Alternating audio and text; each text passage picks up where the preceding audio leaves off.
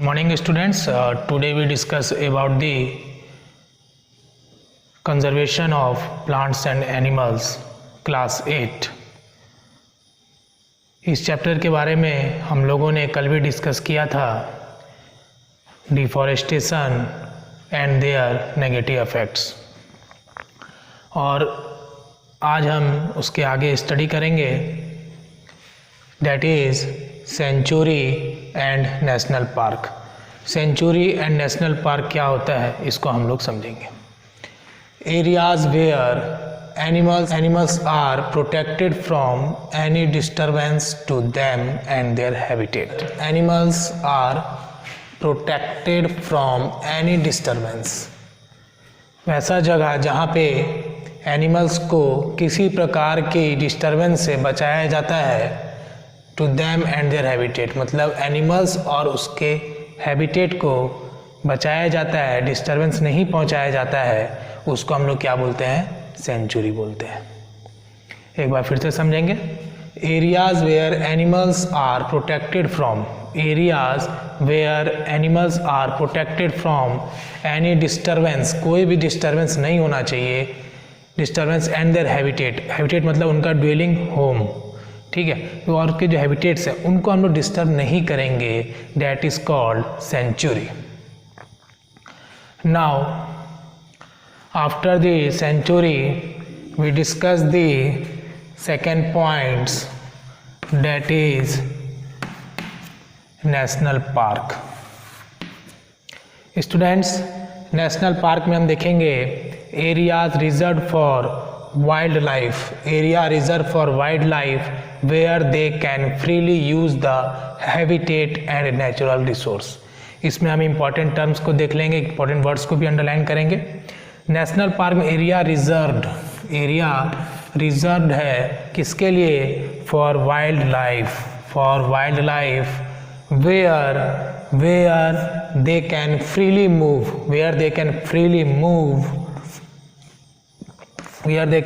Move, freely use the habitat and natural resource।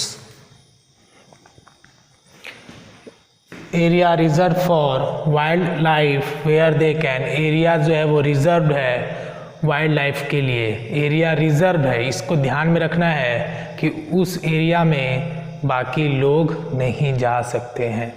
Area reserve for wild life where they can freely use the habitat and natural resource, where they can freely use the habitat and natural resources, that is called national park। तो बच्चों, century and national park को हम लोगों ने समझा। तो आप लोगों को ये डिफिनेशन अच्छे से पढ़ना है, थोड़ा बहुत अंतर आपको देखने को मिलेगा, ज़्यादा डिफरेंस नहीं मिलेगा इस टाइप के डिफिनेशन में, ठीक है बच्चों। Next we discuss the term biosphere reserve. What is biosphere reserve? बच्चों हम लोग देखेंगे large area of protected land, large area of protected land for conservation of wild life, plants and animals. देखिए, आपको दो वर्ड्स जो है नेशनल पार्क, सेंचुरीज और बायोस्फीयर रिजर्व, चाहे और भी आगे हम लोग बहुत सारे डिफिनेशन पढ़ेंगे, उसमें से आपको प्रोटेक्टेड कॉमन वर्ड मिलेंगे। कंजर्वेशन मतलब कहीं ना कहीं हम लोग संरक्षण के बारे में पढ़ाई कर रहे हैं, कहीं ना कहीं हम प्लांट्स और एनिमल्स के प्रोटेक्शन की बात कर रहे हैं, ठीक है, तो इस बात का हम लोग ध्यान रखेंगे। Biosphere reserve large area of protected land for conservation of wildlife, plants and animals। large area of protected land, large area क्या? protected land for किसके लिए है? वो land किसके लिए है? conservation of wildlife, plants and animals मतलब large area है वो किसके लिए है? प्रोटेक्शन है किसके लिए? प्रोटेक्शन के लिए, wild life, plants and animals के प्रोटेक्शन के लिए, ठीक है। तो ये किसकी, इसका मतलब क्या हुआ? Biosphere reserve. बायोस्फीयर रिजर्व में लार्ज एरिया है, उस जो लार्ज एरिया का जो लैंड है वो प्रोटेक्शन किया गया है किसके लिए? Wild life, plants and animals के लिए। That is called biosphere reserve. ठीक है बच्चों, तो हम लोग ने पढ़ा national park, sanctuaries and biosphere reserve. Now we discuss the some points of biosphere reserve. Biosphere reserve help to maintain the biodiversity. Biosphere reserve help to maintain the biodiversity and culture of that area or we can say that it is the benefits of biosphere reserve. Now the biosphere reserve help to maintain the biodiversity and culture of that area. तो हम बोल सकते हैं it is the benefit of biosphere reserve, जो हमारे biodiversity को maintain करता है और वहाँ के कल्चर को बचा के रखता है। Now the next point is the Pachmarhi biosphere reserve consist of one national park. Pachmarhi biosphere reserve consist है, वहाँ पे क्या है? एक नेशनल पार्क है जिसका नाम क्या है? Satpura. One national park name Satpura and 2 wild life sanctuaries that is BORI, Bori and Pachmarhi. 2 wild life sanctuaries पाए जाते हैं, जो कि है आपका पहला भूरी एंड दूसरा है पंचमढ़ी। ठीक है बच्चों, तो हम लोगों ने अभी और भी डिस्कस किया बायोस्फीयर रिजर्व के बारे में, और पचमढ़ी बायोस्फीयर रिजर्व में क्या पाए जाते हैं? एक नेशनल पार्क है और 2 वाइल्ड लाइफ सेंचुरीज है। तो अभी हम लोग और भी डिस्कस करेंगे आगे, एक एक करके सब देखेंगे और चीज़ों को समझते जाएंगे। Now we discuss the points biological diversity. Now we discuss the point biological diversity. देखिए बायोलॉजिकल डाइवर्सिटी का मतलब क्या होता है? इसको हम लोग बायोडाइवर्सिटी भी कह सकते हैं। देखिए बायोज मतलब क्या होता है? लाइफ। बायोज मतलब होता है लाइफ। बायोज मतलब क्या होता है? लाइफ। डाइवर्सिटी मतलब variation, variety. Okay, refers to the biodiversity refers to the variety of organisms existing on the earth. Variety of organisms existing on the earth, their interrelationship with the environment. Variety of organisms अर्थ पे रहते हैं, सबको पता है। Organisms में क्या क्या आएंगे बच्चों? ऑर्गेनिजम्स में बताइए। ऑर्गेनिजम से पढ़ेंगे हम लोग plants, animals, plants, animals, plants, animals, plants, animals and micro organisms. Okay बच्चों, तो micro organisms, plants and animals किस में आते हैं? ऑर्गेनिजम्स में आते हैं। तो बायोलॉजिकल डाइवर्सिटी को हम लोग बायोडाइवर्सिटी बोलते हैं। It refers to the variety of organisms existing on the earth, जो तरह तरह के ऑर्गेनिजम्स रहते हैं पृथ्वी पर, plants, animals and micro organisms, और उनका जो वातावरण के साथ तालमेल है, इंटर रिलेशनशिप जो इनका इन्वायरमेंट के साथ, दैट इज़ कॉल्ड बायोडाइवर्सिटी और बायोलॉजिकल डाइवर्सिटी। ठीक है बच्चों, नाउ एक पॉइंट आप नोट पे लिख लीजिएगा। द स्क्वायरल मतलब गिलहरी, which have big fluffy tail, which have big fluffy tail, जो उसका टेल होता है वो बिग होता है, इसको हम लोग क्या बोलते हैं? Giant squirrel. That is called giant squirrel because of the big fluffy tail. Big fluffy tail होने के कारण इस गिलहरी को, इस टाइप के गिलहरी को जिसके पूंछ लंबी होती है, बड़ा होता है, उसको हम लोग बोलते हैं giant squirrel.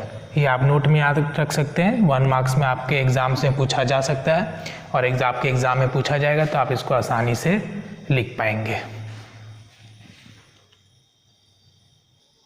Now we discuss the centuries.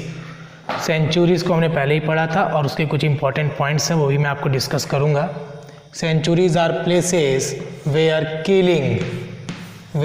Killing और capturing of animals are strictly prohibited. जहाँ पे जानवरों को पकड़ना, मारना स्ट्रिक्टली प्रोहिबिटेड है, मतलब कोई भी उसमें ढिलाई नहीं होगी, उसमें आपको रूल्स को फॉलो करना होगा। वहाँ पे जानवरों को मारने का बिल्कुल भी अलाउ नहीं है, तो आपको वहाँ पे कानून का उल्लंघन नहीं करना है। मतलब सेंचुरीज में किलिंग और कैप्चरिंग जो होता है वो एनिमल्स का स्ट्रिक्टली मना होता है। वहाँ पे आप ना जानवर को मार सकते हैं और ना ही जानवर को आप वहाँ पे पकड़ सकते हैं। नेक्स्ट है आपका Satpura national park. Satpura national park is the first reserve forest of India. India में पहला रिजर्व फॉरेस्ट है, कौन सा है? Satpura national park. It is very important for the examination of class 8। Satpura national park is the first reserve forest of India. ये ऐसा point है जो कभी कभी कॉम्पिटिटिव एग्ज़ाम्स में भी पूछा जाता है, ऑब्जेक्टिव्स में भी पूछा जाता है। तो आपको याद रखना है कि इंडिया में पहला रिजर्व फॉरेस्ट कौन सा है? तो Satpura national park is the first reserve forest of India. About the Satpura national park, how many rock shelters are found inside the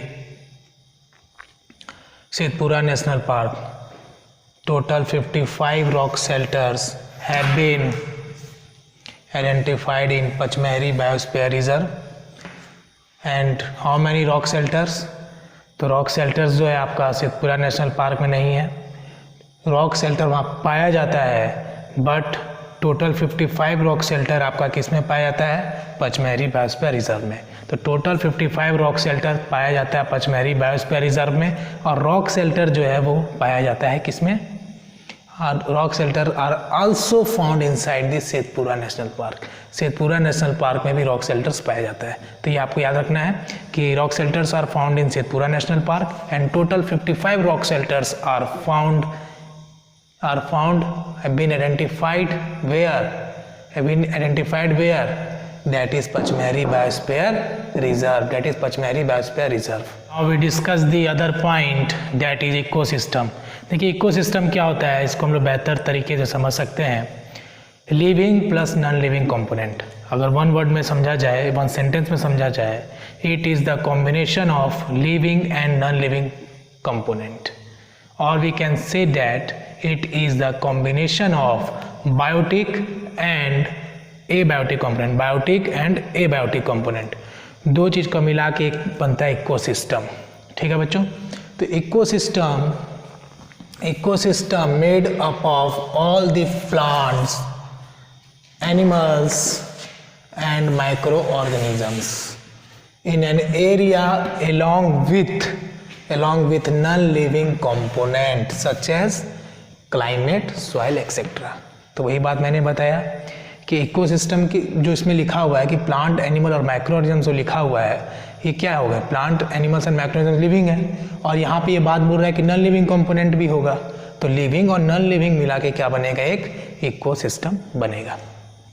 now we discuss the red data book. Red data book क्या है? देखिए बच्चों, red का जो colour है वो खतरे के लिए भी जाना जाता है।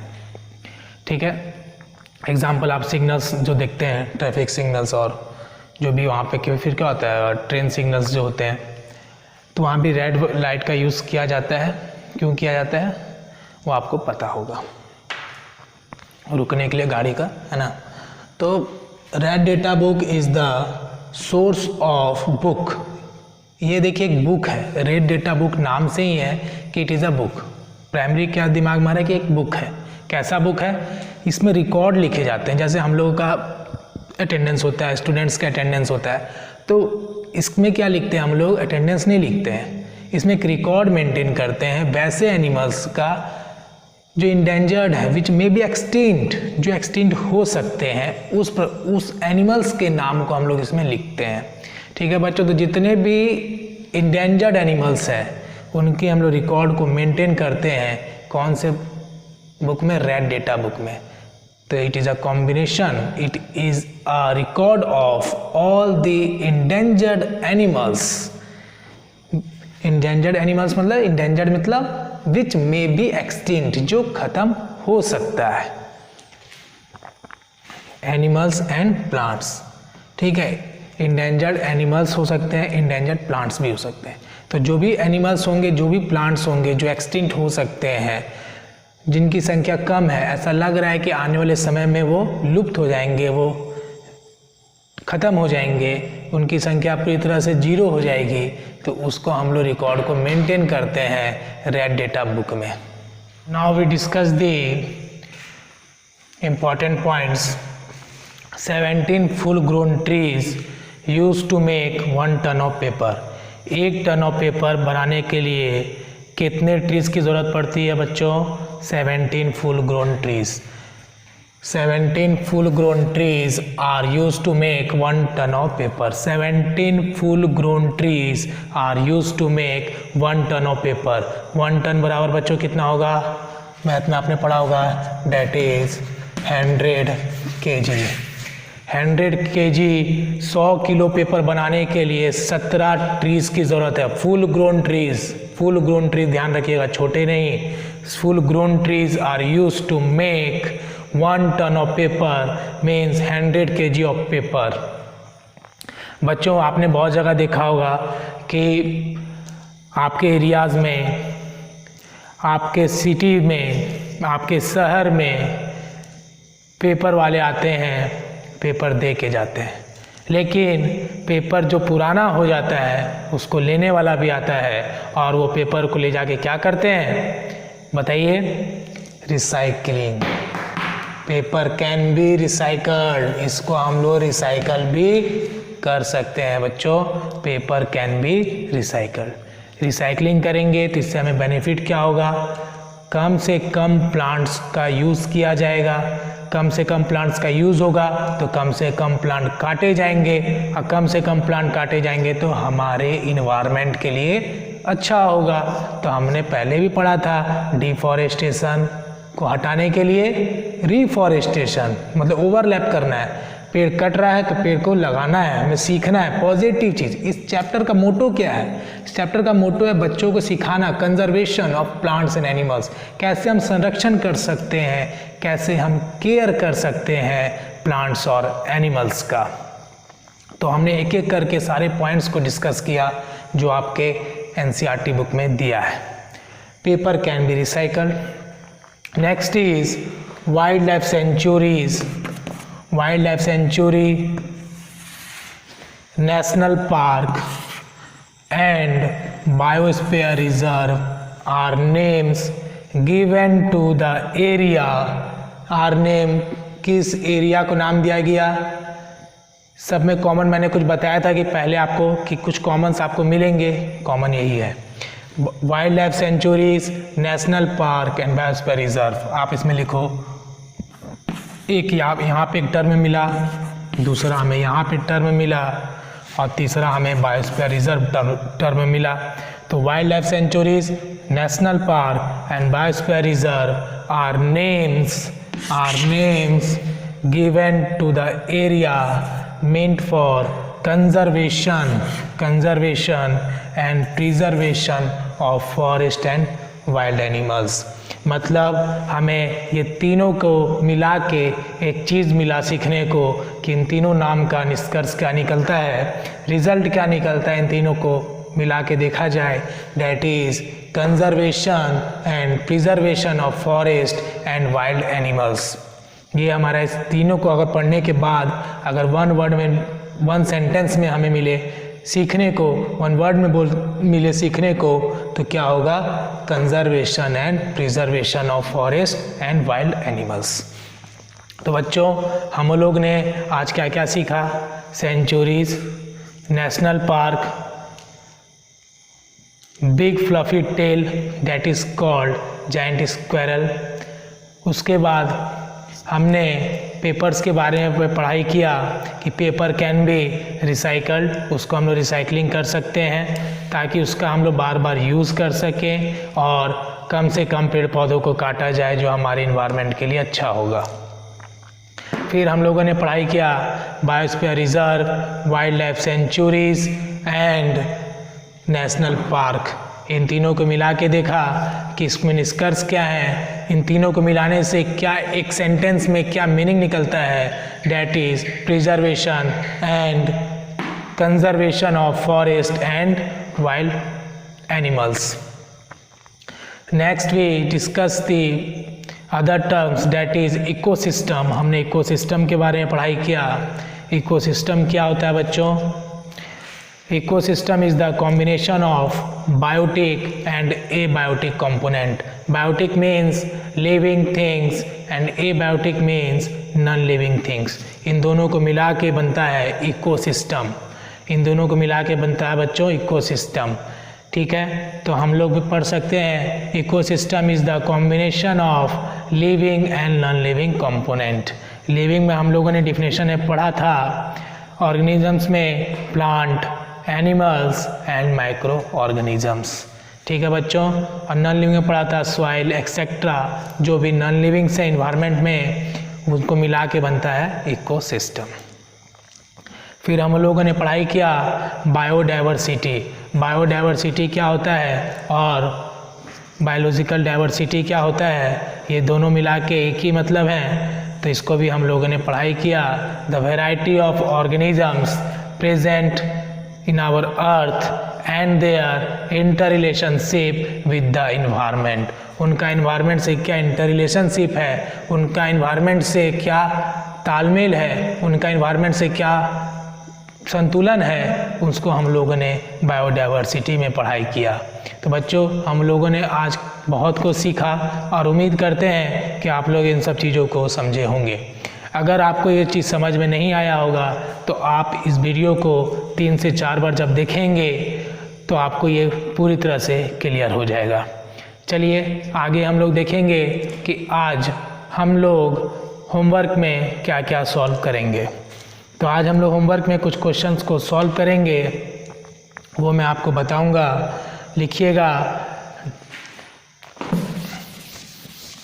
Define the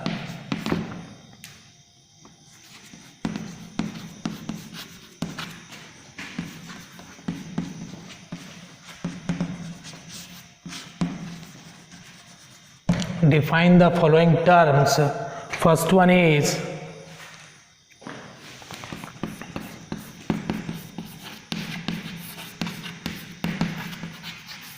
ecosystem. Second one is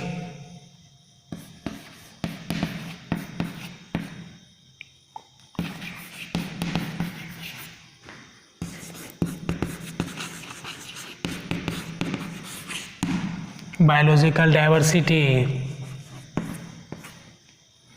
Third one is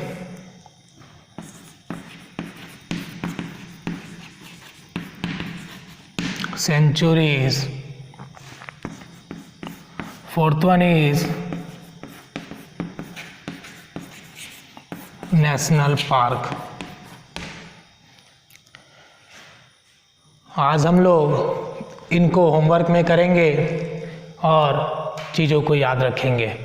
next class में हम लोग डिस्कस करेंगे कि प्रोजेक्ट टाइगर क्या होता है, कब लॉन्च किया गया था। मैंने आपसे बोला था कि अगर आपको प्रोजेक्ट टाइगर का आंसर पता है कब लॉन्च किया गया था तो आप कमेंट बॉक्स में लिख सकते हैं, क्योंकि मैंने इसको एक बार पहले भी बताया है। नेक्स्ट क्लासेस में हम लोग कोशिश करेंगे कि इस चैप्टर को फिनिश कर दिया जाए, क्योंकि अब इस चैप्टर से बहुत ही कम टॉपिक बचे हैं। आप इन चैप्टर्स को अच्छे से समझिए, बुक्स के हर एक लाइन को, एनसीईआरटी के हर एक लाइन को अच्छे से पढ़िए, अंडरलाइन करिए, कॉपी में लिखिए, और जो भी मैंने आपको बताया है, जो भी आज आप सीख रहे हैं इस क्लास के द्वारा, आप उसको कॉपी में लिखेंगे। कॉपी में लिखने से आपको प्रैक्टिस होगा और आप चीज़ों को नहीं भूलेंगे। होता है क्या है बच्चों कि जब हम पढ़ना स्टार्ट करते हैं तो हमारी जो ध्यान होती है, जो हमारा जो कंसंट्रेशन होता है, वो हमारा 100% क्लास में नहीं होता है। जब हम चीज़ों को पूरी तरह से एकाग्रता, कंसंट्रेशन से सीखते हैं तो हम उन चीज़ों को एक बार में सीखते चले जाते हैं। तो बच्चों, जब हम पढ़ाई करते हैं तो पढ़ते समय चीज़ों को ध्यान से सुनेंगे। ध्यान से सुनेंगे तो चीज़ें हमें क्या होगा, अच्छे से याद होगा, समझ में आएगा, और जब चीज़ें समझ में याद में आएगा तो आप फिर क्या करेंगे, फ्री टाइम में जब आप कभी घूम रहे हैं, कभी आप बैठे हैं, तो आप याद करिए कि सर ने जो पढ़ाया था क्या वो मुझे याद आ रहा है। जब चीज़ें आपको याद आने लगे कि आपने जो पढ़ाई किया है वो आपको रिकॉल होने लगे तो आप उस चीज़ों को नहीं भूलिएगा।